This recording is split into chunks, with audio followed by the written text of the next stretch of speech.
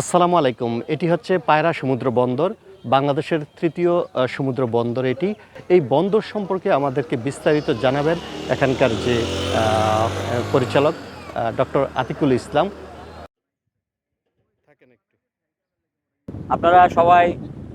আমরা সবাই জানি যে বন্দর হচ্ছে একটি দেশের অর্থনৈতিক লাইফলাইন এবং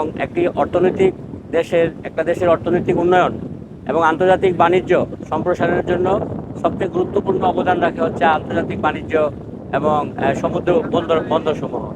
আমরা জানি যে বাংলাদেশের দুটি সমুদ্র বন্দর আছে, একটি হচ্ছে চিটাগাং সমুদ্র বন্দর, অন্যটি হচ্ছে মংলা সমুদ্র বন্দর।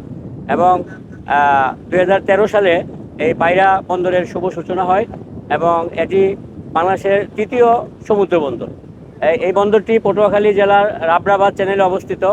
আমরা সবাই অবগত যে রাবরাবাদ চ্যানেলটা হচ্ছে একটা গুরুত্বপূর্ণ চ্যানেল, যেখানে 3টি নদীর মোহনা এখানে সম্মিলিতভাবে এখানে মোহনা হিসেবে কাজ করে এবং এই চ্যানেলটাই হচ্ছে আমাদের মূল লাইফলাইন। আমরা এখন এই চ্যানেলেই যাচ্ছি এবং এই চ্যানেলের যে নয়নবরম দৃশ্য, এই দৃশ্য কিন্তু আসলে দেখার মতো। তো আমরা অবশ্যই এই সুন্দর দৃশ্যটাকে উপভোগ করব। পাশাপাশি বন্দর সম্পর্কে আমি যে ইনফরমেশনগুলো দিতে চাই, একটা বন্দরকে শুধু যে একটা বন্দর এরিয়া সেভাবে চিন্তা করলে আসলে বন্দর পরিচালনা করা যায় না। একটা বন্দর হচ্ছে তার লজিস্টিক কানেক্টিভিটি, তার মানে হচ্ছে বন্দর থেকে পণ্য পরিবহনের যে সুযোগ সুবিধা, সেই সুবিধাগুলোই হচ্ছে বন্দরের জন্য সবচেয়ে গুরুত্বপূর্ণ পয়েন্ট। তো সেই দৃষ্টিকোণ থেকে পায়রা বন্দরের যে সুযোগ সুবিধাগুলো আছে, আমরা সবাই জানি যে বরিশাল হচ্ছে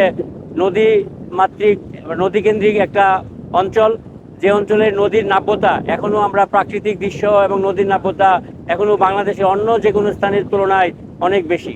সুতরাং পায়রা বন্দরের সবচেয়ে শক্তিশালী যে দিক, সেই দিকটা হচ্ছে এই বন্দরটি নদী কেন্দ্রিক যে যোগাযোগ ব্যবস্থা, সেটা হচ্ছে বাংলাদেশের ঢাকার এবং অন্যান্য যে বাণিজ্যিক অঞ্চলগুলো আছে সেই অঞ্চলের সবচেয়ে কাছের এবং সবচেয়ে গভীরতর একটা সমুদ্র এবং নদীকেন্দ্রিক যে যোগাযোগ সুবিধা, এই সুবিধা এই বন্দরে রয়েছে। এই বন্দরের মাধ্যমে আমরা আমাদের কিছু আমরা পর্যবেক্ষণ করেছি এবং দেখেছি যে এই নদীকেন্দ্রিক যে যোগাযোগ ব্যবস্থা, এটা হচ্ছে পায়রা বন্দরের জন্য সবচেয়ে সুযোগ সুবিধাপূর্ণ একটা বন্দর।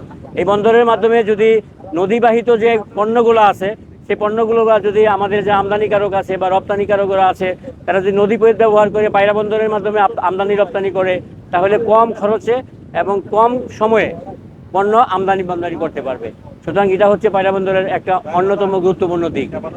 আরেকটি দিক হচ্ছে, আমরা সবাই জানি যে পদ্মা ব্রিজ হওয়ার পরে ঢাকার সাথে সরাসরি পায়রা বন্দরের সড়ক পথে সংযোগ সৃষ্টি হয়েছে এবং এই সংযোগ সৃষ্টির ফলে এখানে কিন্তু অনেক ট্রাফিক কম থাকে এবং কম সময়ে আমরা সড়ক পথেও পণ্য পরিবহন করতে পারবো।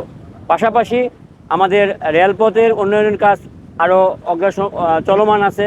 রেলপথ শেষ হলে অবশ্যই পায়রা বন্দরের মাধ্যমে একটা বন্দরের যে মাল্টি মোডাল ট্রান্সপোর্ট ফ্যাসিলিটি, সেই ট্রান্সপোর্ট ফ্যাসিলিটিকে কাজে লাগিয়ে এবং আমাদের যে রাবরাবাদ চ্যানেল, এই চ্যানেলেরও অন্যতম বৈশিষ্ট্য আছে। এই চ্যানেল দিয়ে আমরা বাংলাদেশের সবচেয়ে বড় জাহাজ কিন্তু পায়রা বন্দরে এসেছে। আমরা 82,000 মেট্রিক টন পণ্যের ধারণ ক্ষমতা সম্পন্ন কার্গো অলরেডি আমরা পায়রা বন্দরের মাধ্যমে খালাস করতে পেরেছি এবং 120 মিটার দৈর্ঘ্যের জাহাজ পায়রা বন্দরে আমরা খালাস করতে পেরেছি।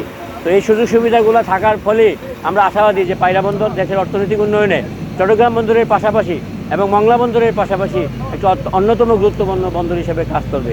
সবাইকে ধন্যবাদ।